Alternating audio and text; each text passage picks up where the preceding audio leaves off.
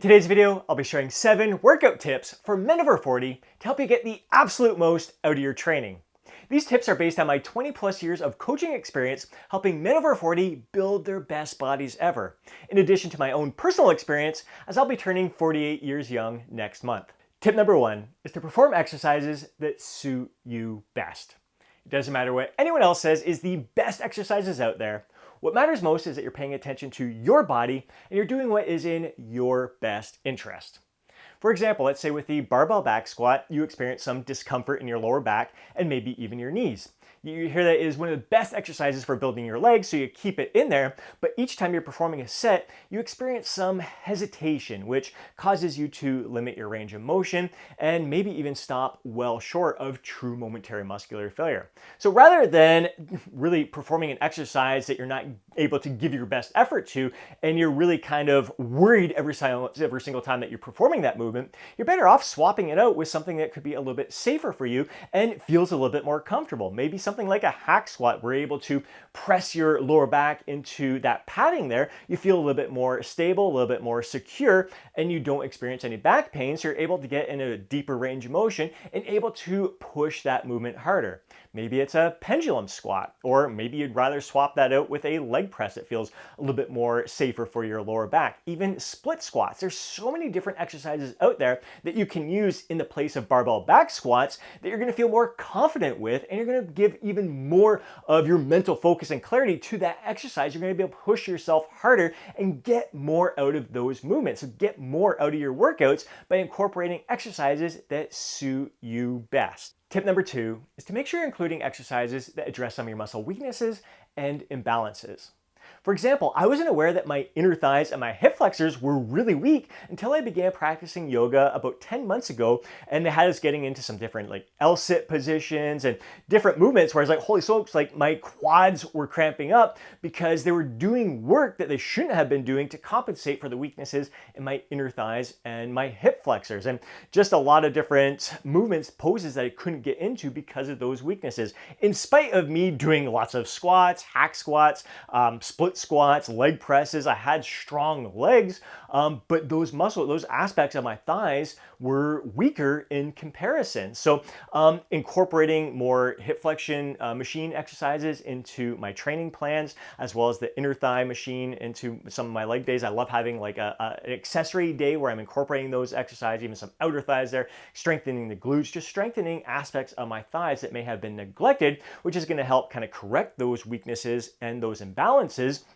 in addition to gaining muscle mass, because if those are muscles that have been neglected over the years, chances are they're not as fully developed as they could be. So you can gain some muscle in the process and, even better, improve the overall aesthetic appearance of your physique, in addition to just setting yourself up for long-term overall well-being with that kind of coordination and balance and overall development that's going to carry over into your functionality as we age here. Also incorporating exercises that are single limb movements with the legs, for example. Instead of just doing barbell Romanian deadlifts or dumbbell Romanian deadlifts with both feet planted, you can do like a single leg Romanian deadlift. Do some step ups. Instead of just doing a glute bridge, you could do a single leg glute bridge where you're down on the ground, heel on the bench, or a single leg hip thrust. It's amazing how many different aspects of your thighs that you can engage when you just focus on doing one limb at a time, and you really realize that, holy smoke, certain muscles are taking over more than others. Or you notice like when you do a single leg Romanian deadlift, you're kind of leaning more on the outside, so the outer aspect of your thigh is doing a little bit more work than the inner aspect. So you try to correct that by evening out the distribution of the weight across your entire bottom of your foot there. So different movements that you should be including in your training, having maybe like an accessory focused leg day where you're including the hip flexion machine, the hip extension machine, some inner thighs, some outer thighs, some different glute exercises, some single leg exercises to kind of help balance things out in the coordination. Then you have another leg day that can be compound focused and you really crush it in that regards there. So really making sure you're addressing those weaknesses and those imbalances so you have an overall balanced and aesthetic physique. Tip number 3 is to perform workup sets. These are really great for kind of greasing the groove with that movement, really preparing your body for the heavier loads that you're going to experience with the working sets. More important during the beginning portion of the workout, and especially when it comes to compound movements, for example, with the hammer strength chest press, you want to start nice and light, just get a feel for the movement, nowhere near failure. Just gonna do a few repetitions to get a feel for it. Add a little bit more weight, do 2 to 3 more repetitions, take a little break, add a little bit more weight, 2 to 3 more repetitions as you're getting closer to the working weight. So if it's near the beginning of the workout and with a heavier compound movement that you're gonna be performing, you may wanna do 3 to 4 workup sets before your actual 3 working sets, or whatever number of working sets you have programmed in your training session there. Now, when it gets later on in the workout, and especially when it comes to isolation exercises, if you're doing a cable bicep curl there, you may only need one workup set there. So just get a feel for the movement, kind of lubricate the joints there, get the elbows ready to really bust out some hard working sets there. Maybe you'll need 2, but you do 1 little workup set, lighter weight, 3, 4 repetitions there. You know what? Take a little rest. I'm gonna do 1 more. I'm gonna bump up the weight just a little bit, do a couple more reps there, get a feel for it, and then get into my working sets there. So again, it just helps acclimate your body to the heavier loads. It's gonna kind of get a good feel for the movement itself. So it really trains you to execute those working sets to the best of your abilities, and it's going to reduce the risk of injury, which is really key for us men over 40, keeping us in this game for the long term, feeling our best while we're looking our best and living our lives to the fullest. Tip number 4 is form and technique over everything. Check your ego at the door and focus on controlling the movements, especially the eccentric portion of the contraction there, which is the lowering of the weight. So when you're lifting, you want to make sure you're not bouncing out of the bottom, maybe explode on the way up, but with a nice controlled, maybe 1 to 2 second tempo, a little pause at the top, and then lower the weight with about 3 to 4 seconds, nice and controlled, a little pause in the bottom, and then repeat that. So you're going to create greater tension in the muscle. It may require you to lower the weight. Again, check your ego at the door. Much better creating the tension in the target muscle in the right area, allowing you to kind of enhance that mind-muscle connection rather than shifting all the tension towards your joints and really running the risk of injury.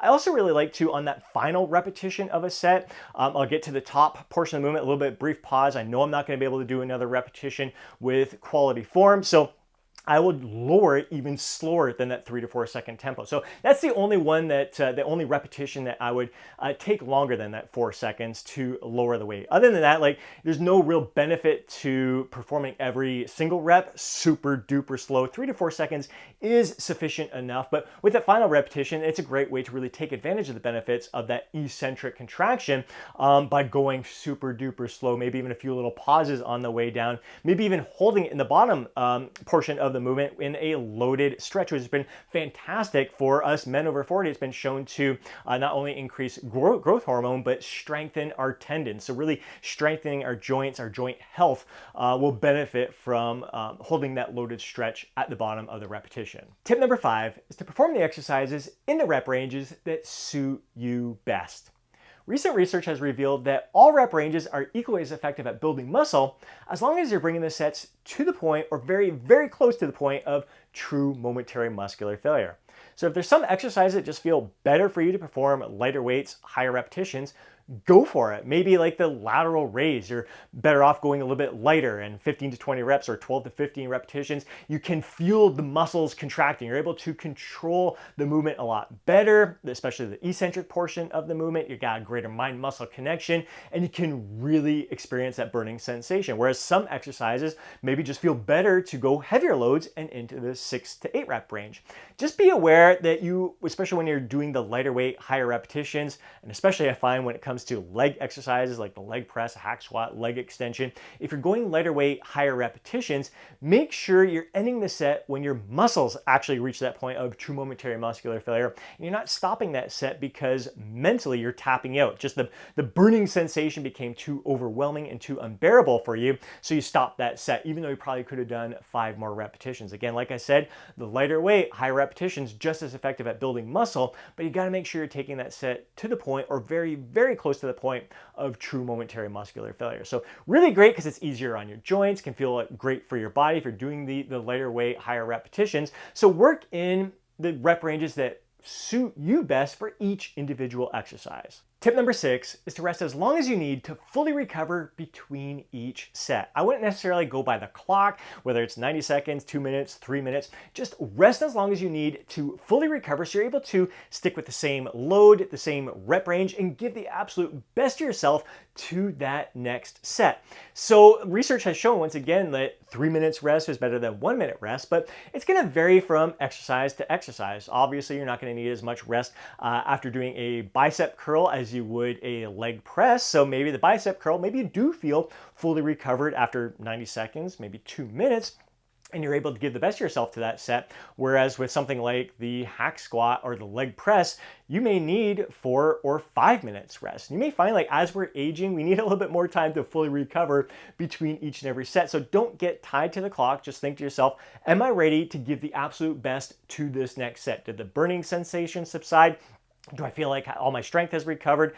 Let's crush this set. So rest as long as you need to fully recover between each set. Tip number 7 is to perform fewer sets for each muscle group, but increasing the intensity and giving it your absolute best effort. We're talking 4 to 6 sets per muscle group per workout and leaving it all on the gym floor for each and every set. You're giving it your all-out effort to all of those 4 to 6 sets that you're performing for that muscle group. Now, the great news with this is your workouts are going to be a lot more time efficient. You're going to walk out of the gym feeling empowered, confident, and proud rather than beat down by an outrageous amount of volume. And you're going to, each set, each repetition that you're performing is going to be effective. You're going to actually get the most out of this training experience.